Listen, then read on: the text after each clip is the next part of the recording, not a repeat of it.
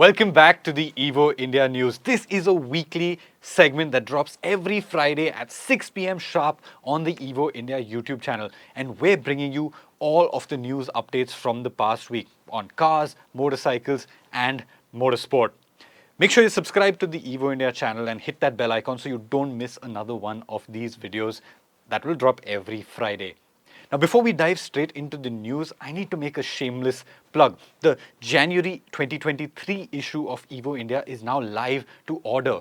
You can find the link down in the description below, and it's a really special issue. It's our biggest issue of the year after our anniversary issue because we've got the Eco-T feature, the Evo Car of the Year feature. It's 50 pages long, filled with some of the best photography in the industry, some of the best writing in the industry, and it's really not a story you want to miss. This year's contender list, that is really cool. We've got stuff like the Ferrari 296 GTB, the Maserati MC20, the last final Audi R8, McLaren's Artura. There are other cars as well. From BMW, you've got the M4 CSL. From Mercedes-Benz, the SL55 AMG. Porsche, the Cayman GT4 RS. That's a really cool car. And there's just a ton of great photography, great cars. It's not a story you want to miss. Like I said, link in the description down below. Go place that order. Now, let's head straight into the news.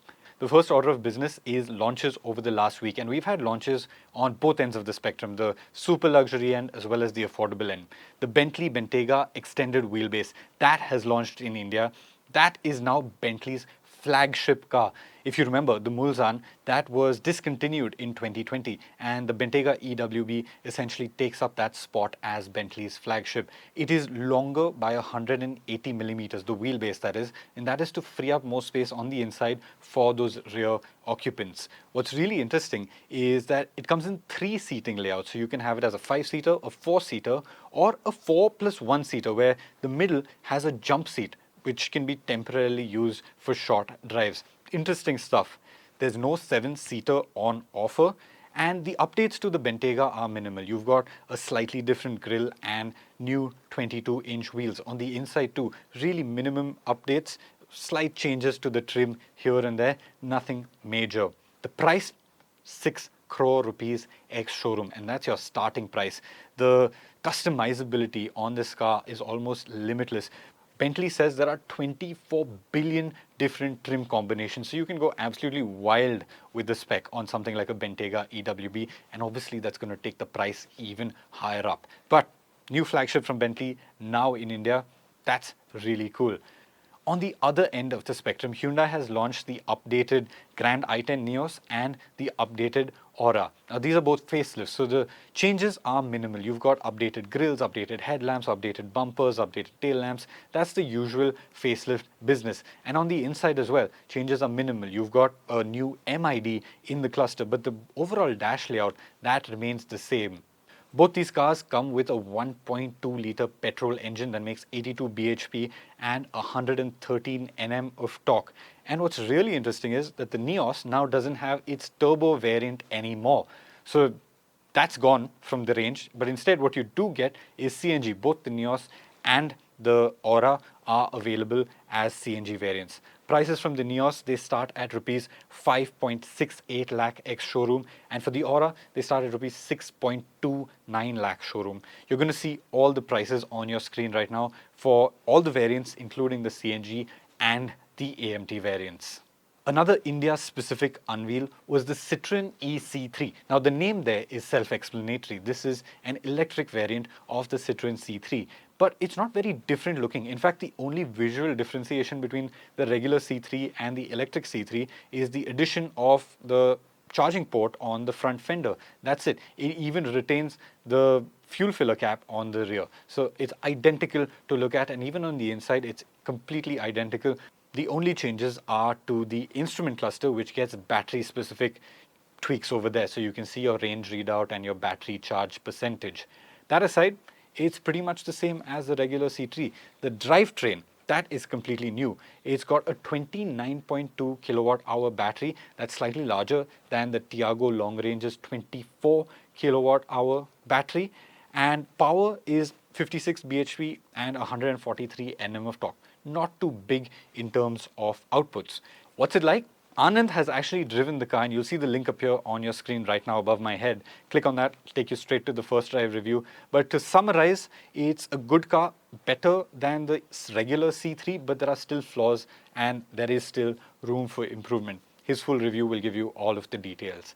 We don't know the prices of the E-C3 just yet, but bookings are open. So if you want one, you can head over to your Citroen dealership and book one right away. Globally, there have been a few unveils over the last week as well, and the prettiest of them all has to be this, the Aston Martin DBS 770 Ultimate. It is essentially Aston Martin saying goodbye to this generation of the DBS. Now, the regular DBS, I think that's the prettiest Aston Martin around, and they've gone and made it even better with this limited edition variant. Look at that front end. It's got more aggressive grills, more aggressive air intakes. The scoop on the bonnet, that's really cool. And those wheels, my God, they're really beautiful. Now, under the hood is that same 5.2-litre V12 engine, but it's in its most powerful output yet, making this the most powerful Aston Martin ever made. It's also super limited, just 499 units globally, 300 coupes, 199 roadsters. That's it. If you haven't booked one already, you're never getting your hands on one because they have already been sold out. It's a really beautiful car that bids goodbye to the current generation DBS. Another update globally is to the Mercedes-Benz CLA. Again, this is a regular facelift, so you've got changes to the front end, to the grille, to the headlights, to the tail lights, to the bumpers, all the usual stuff. The interiors, they honestly haven't changed too much, but you do get a new mild hybrid system across the range that adds around 13 bhp of boost when you ask for that extra grunt, and also obviously adds efficiency in there. Now, the CLA, it's not coming to India. It hasn't been in India for a while, but this update is relevant because I suspect that these changes will eventually make their way to the A-Class limousine that we do have on sale in India. So this is what you can expect the future A-Class limousine update to look like. Now, whether the mild hybrid will come or not, that is something we're going to have to wait and watch. But here's your first look at what the future of the A-Class will look like.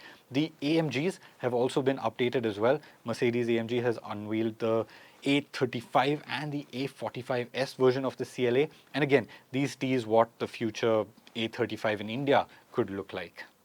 Now, Tata Motors has said that to celebrate 3 years of the Nexon EV on sale in India, they are dropping prices. But honestly, we all know what this is. This is a proper price war with Mahindra.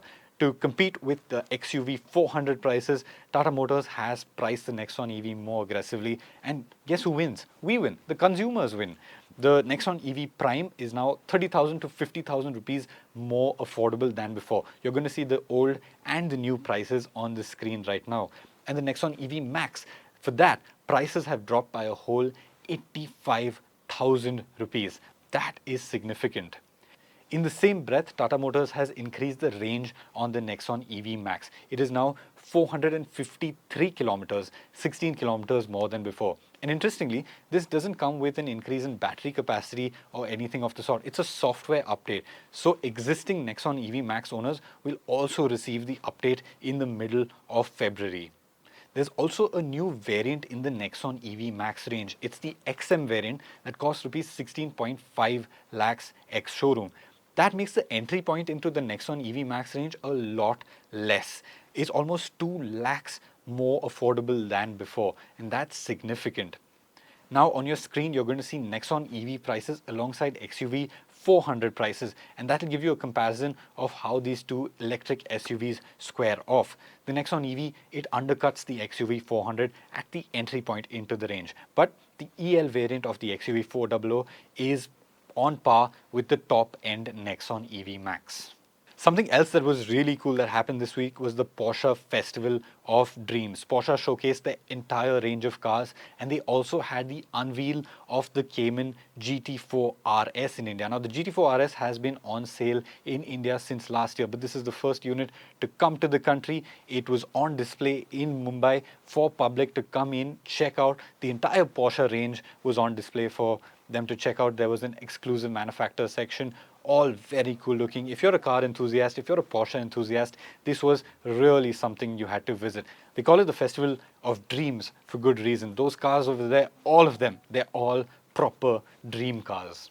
Now, Getting to the news on two wheels, KTM, it rolled out its 1 millionth motorcycle from the Bajaj factory in Chakan, and that's a significant milestone, a huge milestone. It's so apparent to see how KTM has influenced the enthusiast biking community in the country. You see them everywhere. It really has widened that scope of enthusiast motorcycles. The price to performance ratio that they offer are unbeatable, and a decade on from their launch in the country, they're still making milestones. Honda has also launched the Activa H Smart. Now this is a new variant of the Activa, mechanically identical to the standard Activa, but it gets a cool new features. You've got firstly a key fob, so you have keyless start and all of that stuff, keyless unlock, and you've also got some interesting features like Smart Find, where using the key fob you can get the indicators of the scooter to flash, and basically you can locate it in a mall. Mechanically, like I said, identical, and the price is a little bit of a premium over the standard Activa at rupees 80,537. Now on the motorsport front, the big news is that Jehan Daruvala has once again secured a seat in Formula 2. Honestly, at the end of last year when he finished 7th and there was no announcement after that, we all thought F2 career, at least that is done. Then the announcement came for his joining Mahindra Racing as a reserve driver for the Formula E team, which was great news. But in addition to those duties, he is going to be joining MP Motorsport, where he will be one of the drivers competing in the F2 championship again. MP Motorsport, they are the current champions. They hold the team championship as well as the drivers championship, and Jehan is back in the seat of an F2 car again, which is great to see. He's going to be competing throughout the season, and there's real potential this year. He's got the experience, the team backing him up is strong, and here's hoping that he performs really, really well and we can finally see an Indian driver in F1 again.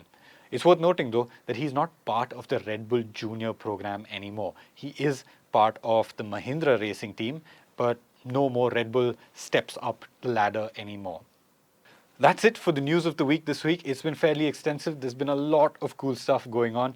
Thank you so much for tuning in. Thank you so much for watching. Make sure you tune in next week. Same place, same time, Friday, 6 p.m. I'll see you there.